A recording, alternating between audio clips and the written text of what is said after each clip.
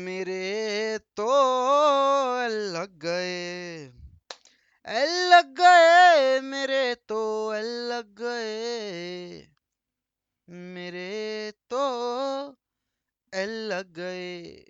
जी हाँ, कुछ ऐसा ही माहौल बन चुका है मैनचेस्टर यूनाइटेड के खेमे में। और वापस से आपका स्वागत है वन एमयूएफसी पर, your daily dose of Manchester United. और अगर आप इस चैनल पे नए हैं तो वीडियो शुरू होने से पहले इस चैनल को सब्सक्राइब जरूर करें और वीडियो एंड तक जरूर देखें, बिकॉज ये है मैनचेस्टर डार्बी का प्रीव्यू।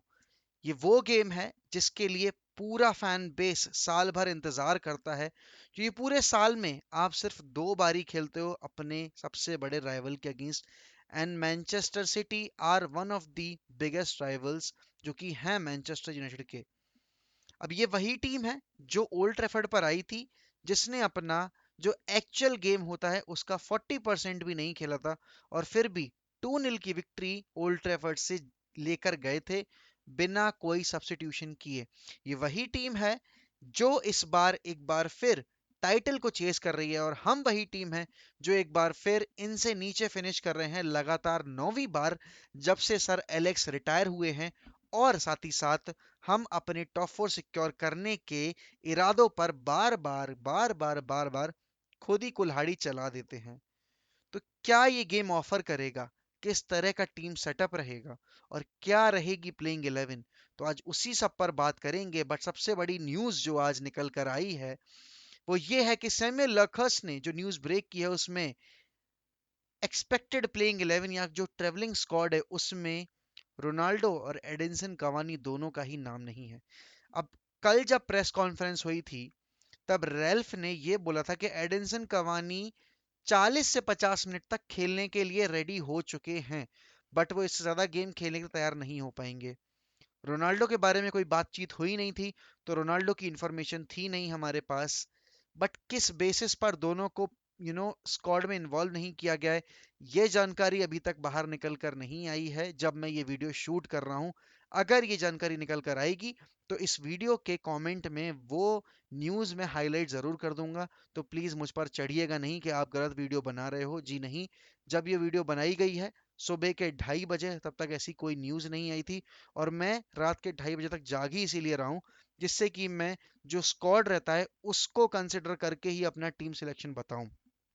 अब ये सिटी वो टीम है जो कि यूनाइटेड के ऊपर लीग डबल कर सकती है, और ये पेप गार्डियोला के अंडर दूसरी बार हो सकता है, क्योंकि इससे पहले लीग डबल किया था सिटी ने 2018 वाले सीजन में।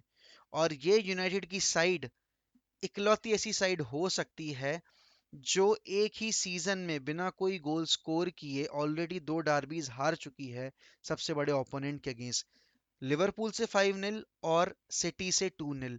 अब क्या ये तीसरा गेम होगा जहां हम बिना गोल स्कोर किए एक और बार घुटने टेक देंगे ऑपोजिशन के सामने, या फिर हम टाइटल रेस को इंटरेस्टिंग बनाएंगे, टॉप 4 की रेस को इंटरेस्टिंग बनाएंगे और हम सिटी को धोबी पछाड़ देंगे।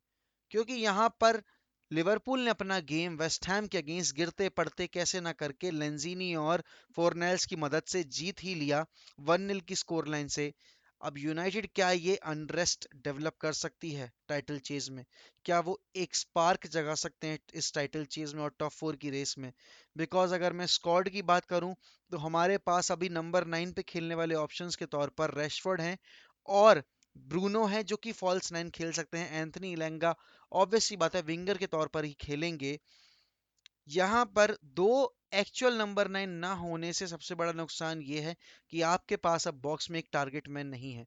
बट इससे आपके पास एक एडवांटेज ये आ सकता है या आ जाएगा कि आप अब प्रिडिक्टेबल नहीं हो। आपको सामने वाली टीम अब इस बेसिस पे जज ही नहीं कर सकती कि आप एंड में जाकर पास किसे करेंगे, because any one and every one who can make the run into the box can have an opportunity to score a goal. And Bruno, whenever he has got the freedom, he has performed well.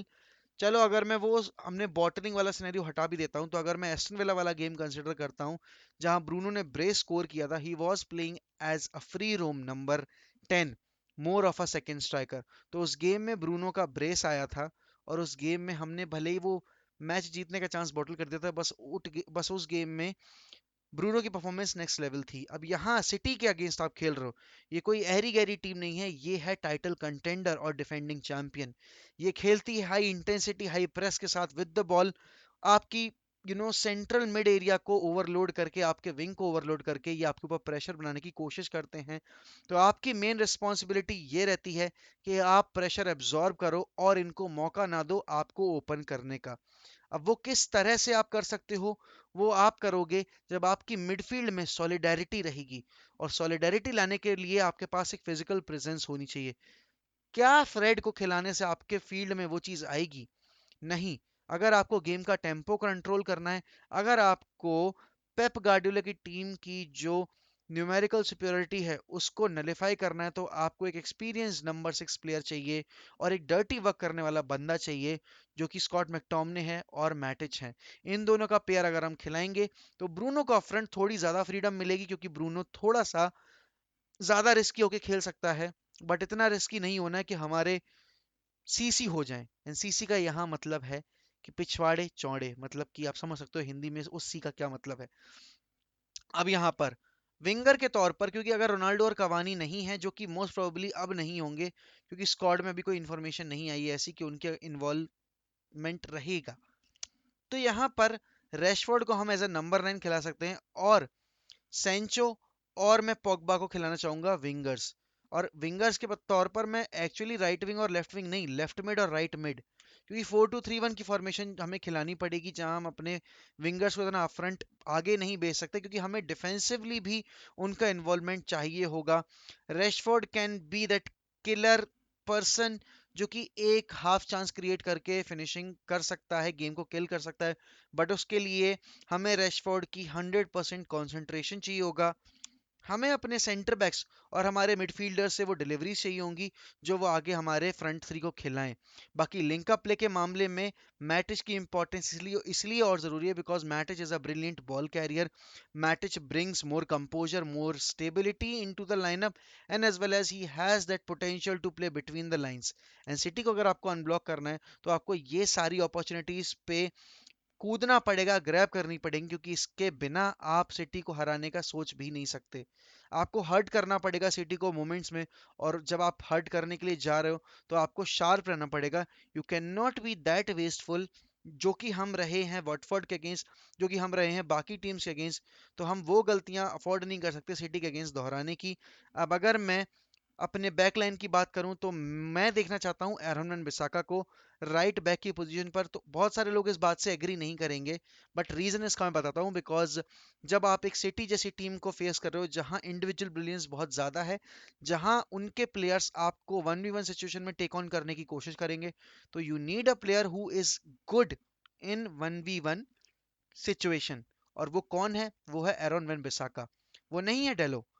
अगर कोई ये कहता है कि Dalot can do a better job in terms of 1v1 situation, no he can not.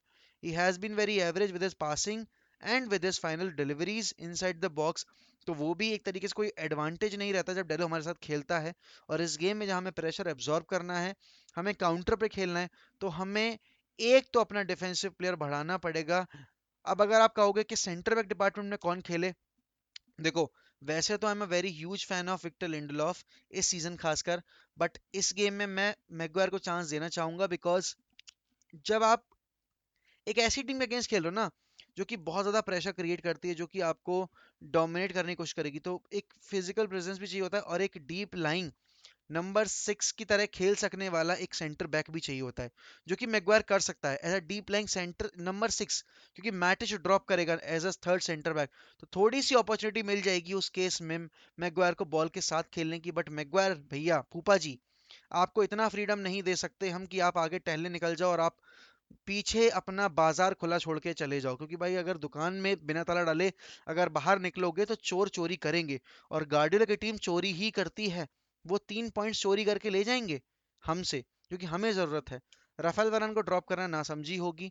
और left back की position पर मैं खिलाना चाहूंगा एलेक्स टेलेस को, क्योंकि एक एक डायरेक्टनेस चाहिए हमारे गेम में, जो कि लूक शॉ प्रोवाइड नहीं करता, जो कि एलेक्स टेलेस प्रोवाइड करता है। He can pick those early runs from Rashford, या फिर जो भी नंबर 9 खेलेगा, या फिर जो भी चैनल्स में रन बनाएगा, Telles can do that. Telles की set piece deliveries are much better than any other player, जो कि लेफ्ट बैक खेलता है या जो भी विंग बैक खेलता है उससे। सेट पीसेस के अलावा अगर मैं डेड बॉल डिलीवरीज की बात करूं, जो कि हो गई आपकी फ्री किक्स वगैरह, भाई पीच ऑफ अ प्लेयर। अब अगर मैं सिटी की टीम की बात करूं तो उनके पास डियास नहीं है, बट उनके पास डियास ना होने से कोई चीज़ कम नहीं हो जाती, उनके पास क्वालिटी इतनी अबंडेंस में है कि उनको ज़रूरत भी नहीं है। और ये सिटी की वो टीम है जिसने जहमत तक नहीं उठाई थी ओल्ड ट्रैफर्ड पे एक भी सब्स्टिट्यूशन करने की। एंड गार्डियोला एक ऐसा मैनेजर है जो कि किसी भी गेम को यू नो जीतने में माहिर है, भले कितनी से बड़ी टीम आके सामने खड़ी हो जाए। एंड जिस तरह का हमारा रन ऑफ फॉर्म रहा है, उससे मैं बिल्कुल भी कॉन्फिडेंट नहीं हूँ इस गेम में जाते हुए। बट ये डार्बी है, यहाँ पे आपको कोई आकर बताना नहीं चाहिए कि आपको ऐसा खेलना है, आपको वैसा खेलना है। ये आपके अंदर खुद में फीलिंग आनी चाहिए कि हमें कैसा खेलना है।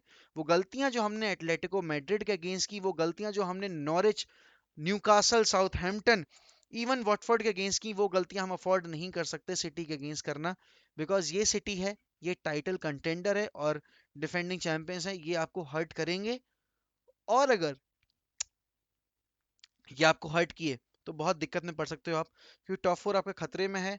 अगली साल चैंपियंस लीग नहीं मिली तो बहुत सारे प्लेयर्स छोड़ के जा सकते हैं, और बिना चैंपियंस लीग के आप बड़े प्लेयर्स को अट्रैक्ट नहीं कर सकते।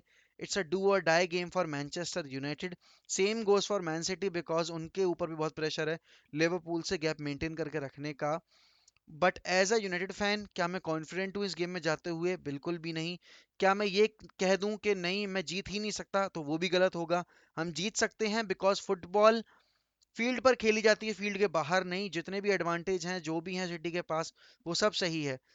बट फील्ड पर उन 90 मिनट्स में दोनों टीम में से कौन बेटर खेलेगी, वो गेम लेकर जाएगी, ना कि जो ऑन पेपर स्ट्रांग है या फिर जो स्टैट्स के बेसिस पर ज्यादा बेटर खेली है। आई जस्ट विश कि ये गेम अच्छा हो, बिकॉज इतना तो मैं प्रिडिक्ट कर सकता हूँ कि ये गेम केजी नहीं होगा।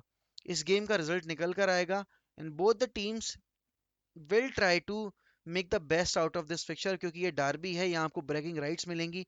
And as a red I want United to win this, but City को मैं कम नहीं आंक रहा किसी भी हाल में। City is a very very very very good team, and specially under Pep Guardiola, भाई they are an unstoppable force. And उनके पास एक अच्छी अपॉर्चुनिटी है ट्रेबल के लिए पुश करने की, क्योंकि वो अभी एफए कप में भाई जिंदा है, वो अभी चैंपियंस लीग में जिंदा है, और वो अभी प्रीमियर लीग में टाइटल के लिए टॉप पोडियम पर बैठे हुए हैं।